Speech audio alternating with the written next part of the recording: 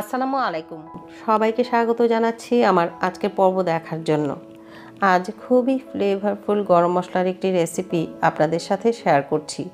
এই মশলাটি তৈরি করার জন্য সব ধরনের মশলার পারফেক্ট কম্বিনেশন খুবই প্রয়োজন।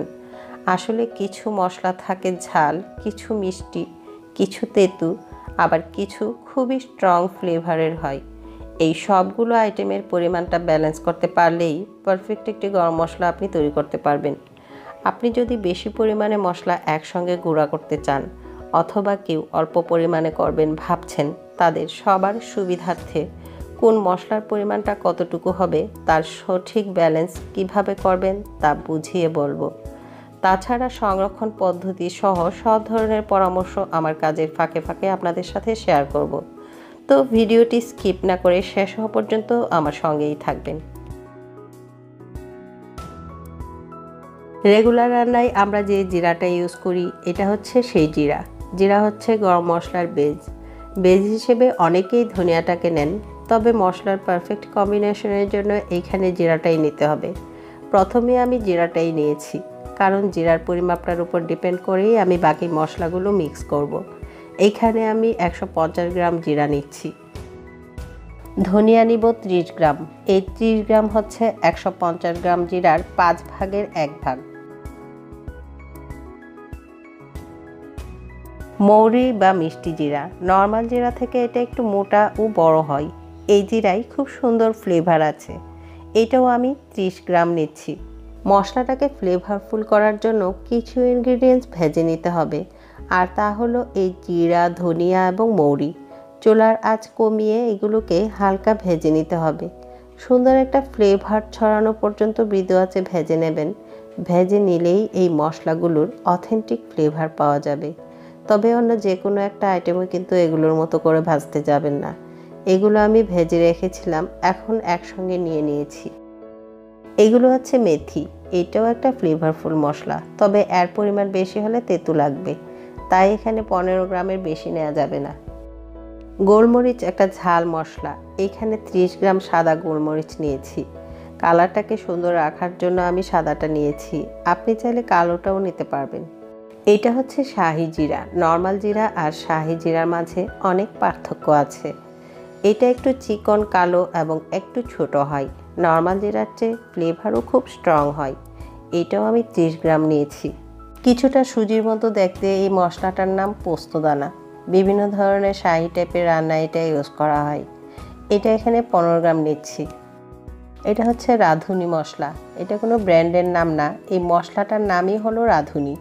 এটা দেখতে অনেকটা চা পাতার মতো গুঁড়া, আবার ওজনেও বেশ হালকা। এটা আমি 30 গ্রাম নিয়েছি।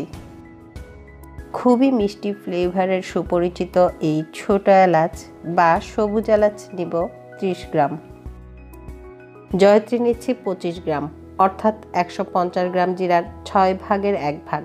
ফ্লেভারফুল মশলার আরও একটি হচ্ছে এই দারচিনি, এইটাও নিচ্ছি 30 গ্রাম, অর্থাৎ জিরার 5 ভাগের 1 ভাগ। আমি এখান থেকে 10-12টি শুকনো মরিচ নিব। মশলাটাকে কালারফুল করার জন্য এই মরিচটা নিয়েছি। এটা আপনি না নিলেও কোনো সমস্যা হবে না। স্টার এনিস নিব 10 গ্রাম। খুবই স্ট্রং ফ্লেভারের এই মশলাটি বিভিন্ন ধরনের বিরিয়ানি বা শাহি টাইপের রান্নায় ইউজ করা হয়। জয়ফল, ওপরের খোলসটার ভেতরে সুপারির মতো এরকম একটা বীজ আছে। এই খোলসটা ফেলে বীজটাই আমরা মশলা হিসেবে ইউজ করি। এর ফ্লেভার খুব বেশি স্ট্রং থাকায় 10 গ্রামের মতো দুটো বীজ ভেঙে নিয়ে নিয়েছি। বড় এলাচ বা কালো এলাচ নিব 10 গ্রাম। এতে একটা স্মোকি ফ্লেভার আছে। বিভিন্ন ধরনের কাবাব বা গ্রিল আইটেমে এটা ইউজ করা হয়। এই মশলায় আমি তেজপাতা ইউজ করিনি, বাবুর্চির রেসিপিতে তেজপাতা ইউজ করা হয় না, তবে আপনি চাইলে 5-6টা তেজপাতা নিতে পারেন। হাই হিটে প্যানটাকে ফুল গরম করে নিয়েছি। প্যানে মশলাগুলো দিয়ে আঁচটাকে লো করে দিব। গ্রাইন্ড করার সুবিধার জন্য মৃদু আঁচে নেড়ে চেড়ে মশলাগুলোকে মুচমুচে করে নেব, ভাজবো না। তবে ছোট এবং বড় মশলাগুলো আলাদা আলাদাভাবে হিট দিলেই সবার জন্য সুবিধা হবে, কারণ ছোটগুলো চট করেই মুচমুচে হয়ে যাবে, বড়গুলো একটু বেশি সময় লাগবে। আমি সবগুলো রোদে মোটামুটি মুচমুচে করে নিয়েছি, তাই আলাদা করিনি। আরেকটি বিষয় খেয়াল রাখবেন, হাই হিটে কখনোই এগুলো ভাজবেন না। মশলার যে ফ্লেভার আছে তার সবটাই এসেনশিয়াল অয়েল রূপে থাকে। ভাজলেন তো গরমে ফ্লেভারটা তেলের সঙ্গে বেরিয়ে গেল। রান্নার সময় মশলাটাকে আমরা যখন কষাই তখন কিন্তু ফ্লেভারটা মশলা থেকে বেরিয়ে মাছ, মাংস বা সবজিতে ঢুকে যায়। তাই আগেই ভাজা মানে ফ্লেভারের অপচয় করা। এই পর্যায়ে মোটামুটি মুচমুচে হয়ে গেছে। এর সঙ্গে জিরা, ধনিয়া, মিষ্টি জিরা এগুলো নিয়ে নিচ্ছি।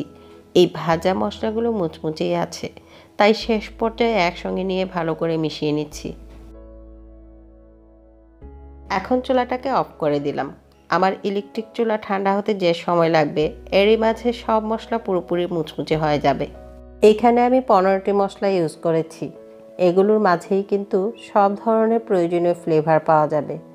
অনেক মশলাই আছে কাছাকাছি ফ্লেভারের হয়, তাই এর বাইরে অন্য কিছু নেওয়ারও প্রয়োজন পড়বে না। নামিয়ে ঠান্ডা করে নিয়েছি। এই মরিচটা কিন্তু ভাজা হয়নি, তবে খুব মুচমুচে হয়ে গেছে।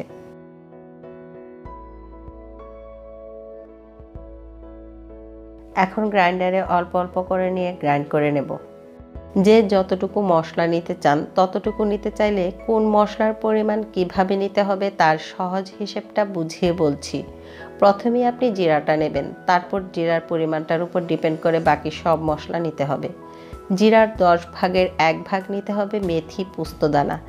জিরা যদি আমি 150 গ্রাম নিয়ে থাকি সেই হিসেবে 10 ভাগের 1 ভাগ হলো 15 গ্রাম, অর্থাৎ আমি মেথি 15 গ্রাম এবং পোস্তদানা 15 গ্রাম নিয়েছি। এই হিসেব মতো জয়ফল, স্টার এনিস, বড় এলাচ এই 3টা হবে 14 ভাগের 1 ভাগ, জয়ত্রী 6 ভাগের 1 ভাগ।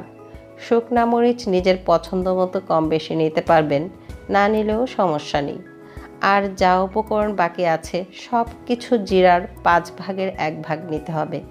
আপনি প্রথমেই ভাববেন জিরার পরিমাণটা কতটুকু নিতে হবে, তারপর বাকি হিসেব সহজেই বের করতে পারবেন।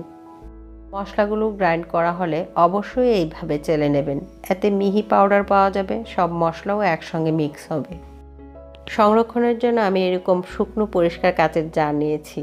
ঢাকনাটাতে এরকম প্লাস্টিকের সিল আছে, যার ফলে এটা টাইট হয়ে লেগে থাকবে, ভেতরে বাতাস ঢোকারও চান্স থাকবে না। গরমের সংস্পর্শে মশলার স্বাদ, গন্ধ ধীরে ধীরে নষ্ট হয়ে যায়, তাই এটাকে ঠান্ডা স্থানে রাখতে হবে। সবচেয়ে ভালো হয় ফ্রিজে রেখে দিলে।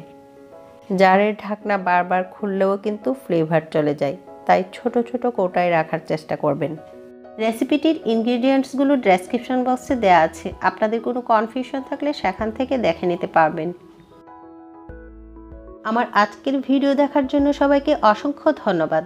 সবাই ভালো থাকবেন, নিরাপদে থাকবেন। আল্লাহ হাফেজ।